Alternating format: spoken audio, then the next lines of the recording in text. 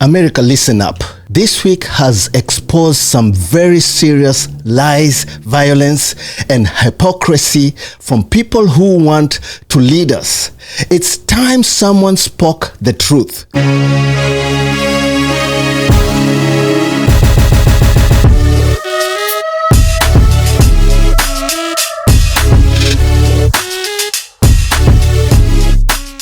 Let's start with Governor J.B. Pritzker. On the national TV, he claimed that ICE agents shot an innocent civilian. That's not just wrong, it's dangerous. DHS says that CBP officers shot and wounded a woman in Chicago yesterday after, they say, she allegedly rammed a law enforcement vehicle, and agents were boxed in by multiple cars. The spokesperson for DHS, Tricia McLaughlin, accused Chicago police of leaving the scene and refusing to assist agents in securing the area. What do you know about this incident? Were federal agents boxed in and assaulted? Well, we don't have a lot of facts. What happens in these sorts of incidents is typically ICE puts out a press release before anybody else can speak with the press, and then it gets reported on social media and elsewhere. Remember, these are the same folks who killed a person, unarmed person, just a couple of weeks ago in Franklin Park. At first, they said that the officer had been threatened with his life. The reality of it and the truth of it has now come out, and that wasn't the case. They killed somebody. So here, it's really hard to know exactly what the facts are, and they won't let us access the facts. They are just putting out their propaganda, and then we've got to later determine what actually happened. The dispatch report and DHS statement tell a very different story. Okay. Any kind of particular hairstyle, just younger male Hispanic on foot wearing all black? No hairstyle. Okay, 10-4. And one is for the hit and run. This guy fled from the scene at 37th Place in Kedzie. It all started at I-55 in Kedzie. Then they fled southbound at Kedzie, where that offending vehicle crashed. They ran the federal agent off the road. They fled on foot westbound 37th Place from Kedzie. It was a male Hispanic younger wearing all black clothing. 90 man. Yeah, send the cars in that direction. Have them stay put 2 or 3 blocks away, all right? Have them hold tight until I give you further direction, please. ICE agents were attacked. 2 suspects were arrested after ramming federal officers with vehicles. Homeland Security, Kristi Noem, called them violent anarchists trying to ambush and kill our law enforcement.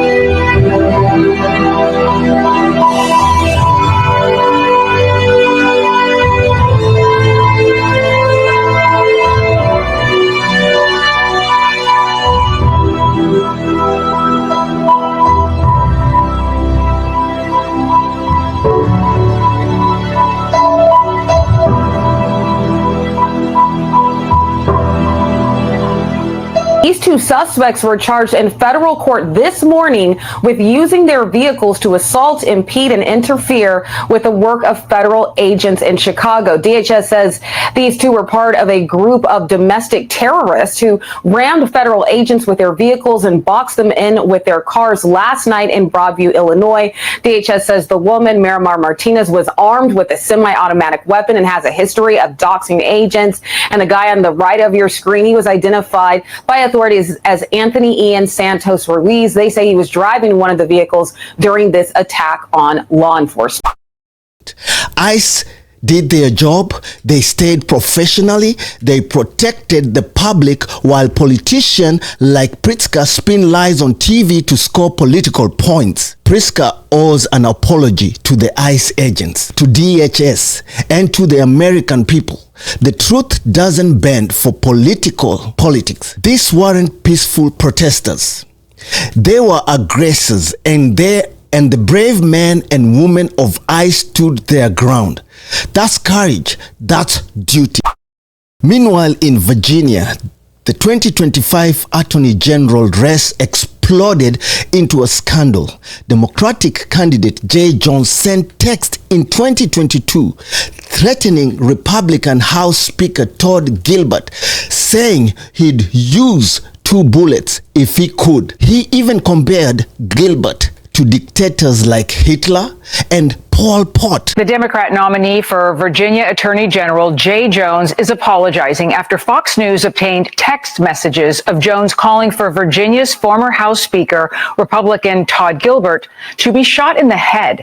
Jones is staying in the race, and the state's Democrat nominee for governor, Abigail Spanberger, is not calling for him to drop out. Madison Scarpino is live with the latest. Hi, Madison.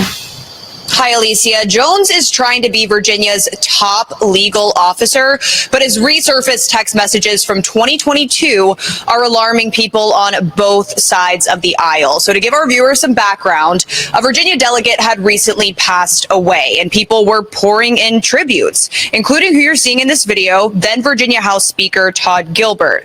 Well, that led to the Attorney General candidate Jones texting another Republican delegate, Carrie Coyner, saying some pretty foul things about Gilbert. So here are just some of the text. You can see Coyner tries to stop Jones from what he's saying, and he goes on to say, quote, 3 people, 2 bullets, Gilbert, Hitler, and Pol Pot. Gilbert gets 2 bullets to the head. Spoiler, put Gilbert in the crew with the 2 worst people you know, and he receives both bullets every time. Words like that are not just political.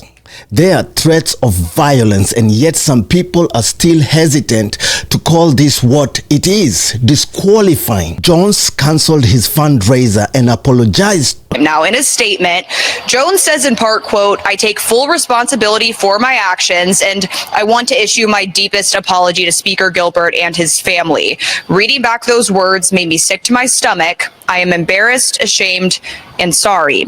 Now, the Democrat nominee for the closely watched Virginia governor's race is Abigail Spanberger. She says she spoke frankly with Jones about her disgust for those messages, but she has not yet called for him to drop out of the race. Virginia's Lieutenant Governor Winsome Earl-Sears is running against Spanberger as a Republican, and she says both her and Jones need to drop out of their races. And Abigail Spanberger, my opponent who is running for governor, is no different, because she is inciting Virginians to say to them, and I quote, let your rage fuel you. Fuel them again to do what? But an apology doesn't erase violent intent. This is a wake-up call to voters. Characters matters, word matter, accountability matters. Finally, let's talk about Illinois congressional candidate Kate. On the News Nation, she twisted the reality of ICE operation, calling federal agents masked men who kidnap families. You said that J.B. Pritzker and Brandon Johnson need a history lesson. I'd like to give you one. When masked men are deployed by an executive figure into our streets, when they are kidnapping people, entire families, naked, zip tying their hands and throwing them into U-Haul trucks, they're usually not the good guys. And in fact, it doesn't usually end well for anyone involved. I personally would call that the secret police. Let's be clear. ICE does not target innocent people. They go after criminals who break the law, traffic drugs, threaten communities. Kate is spreading fear and confusion to score political points while families across the country count on these agents to keep them safe. Okay, well, you can call it whatever you want. As far as we understand it, ICE is following the law. You may not like the law, but they are not. But it is they are not. Here's the thing, Leland. We just had a press conference this Friday where we demanded transparency, accountability, and safety. The transparency aspect. You can demand whatever you want, Kat. You can demand whatever you want. You hold on. No, because you just said something that's not true. The law requires that we are allowed to, that elected officials can inspect these facilities, but ICE hasn't let them do that. Why? Yes. Why not? If they're following the law, no, they have not. Yes, they have. Yes, no, they haven't. This is a continual issue. You can say yes, they have, but it doesn't make you right. I have some of your talking points here, including one of them that says that you're upset that people who have shown up with medication for their loved ones have not been allowed in. The law is pretty clear. You can show up to prison. I can show up to a prison and demand to see my loved one inside and deliver medicine. They're not going to let me in there either. And if I try to push my way in, I'm going to get arrested. I'm wondering why you all think that because you're protesting ICE, that you somehow have special privileges. I love how these two totally separate things you just mentioned are completely different. These are families that I have watched who have been told by ICE to bring medication, life-saving medication to their loved ones. It is a processing center, so people aren't supposed to be there for more than 12 hours at a time. Why do you think that somebody protesting ICE has any more rights than anybody else? If I go stand in front of the FBI office and try to block an FBI agent from leaving, I get arrested. It's pretty simple. Why should those rules not apply to you? I don't think any of us have more rights than anyone else, but I think we have rights. I think we have the First Amendment, which I thought conservatives liked, but I guess not. Honestly, the reason I'm on this show is to let people know, let people that are watching your show, what is happening. I am a 5 foot tall, 110-pound woman who has been thrown by ICE 3 separate times, just existing. One of which I was trying to help someone not get run over by a car. You weren't just existing. You weren't just existing. You were trying. You weren't just existing. You were trying to block federal agents or assist those who are. I was trying to keep someone from getting run over by a van. Maybe if the person wasn't standing in front of, federal agents, that wouldn't be a problem.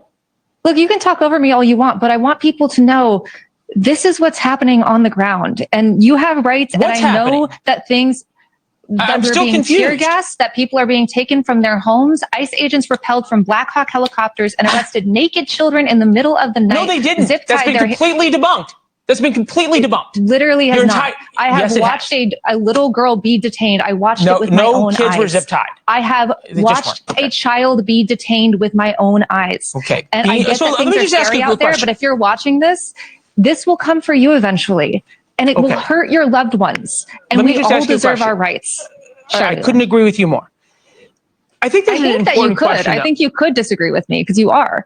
I think everybody deserves their rights. But my question is this: speaking of rights, and just in terms of being interested in what's best for Chicago, I used to live there. I love the city. I met my wife there. And in terms of what is the biggest risk to law-abiding citizens of Chicago, 5 dead, 25 wounded in Chicago in weekend shootings. The ages of victims range from 16 to 62. What's a bigger threat to the citizens of Chicago? The random gang violence and carjackings and shootings, or ICE? ICE, because let's be clear, if you want to actually attack crime rates, you would do that in red cities where crime is on the rise, not in blue ones where it's going down in a lot of places. Look, I live in Chicago. You don't. I can tell you when conservatives describe Chicago as a war zone, that's first off nonsense, but the actual war zone is at that processing center where ICE is committing crimes against humanity, where there are dozens of people in a single cell, where grandmothers and pregnant women are sleeping on concrete, and where people I just say this respectfully. It's a war zone, though, not because people are standing on the sidewalk with signs. It's because you guys are trying to block federal agents. I watched a group of people praying, and then ICE shot them with pepper balls. They were literally praying on the sidewalk. Because there was already a riot there. no, and there has Yes. never been a riot there. When I'm like, you can just say no, but this is what I've experienced. So to the people watching right now, you know, he can say whatever he wants. I have been there, and we deserve better. All of us deserve better. America, the enemy is not law enforcement. The enemy is the criminal. ICE targets, and anyone trying to paint these agents as villains is doing a disservice to the truth. 3 stories and 3 examples of lies. Hypocrisy and dangerous rhetoric. Pritzker lies about ICE. J. Jones threatens elected officials. Kate misleads the public about law enforcement. But here is the truth. Facts matters, integrity matters, courage matters, and we cannot stay silent. So don't turn a blind eye. Hold politicians accountable. Support the men and women who enforce the law. And most importantly, spread the truth. America deserves honesty, accountability, and leadership that protects communities. Instead of deceiving them, it's time to stand up.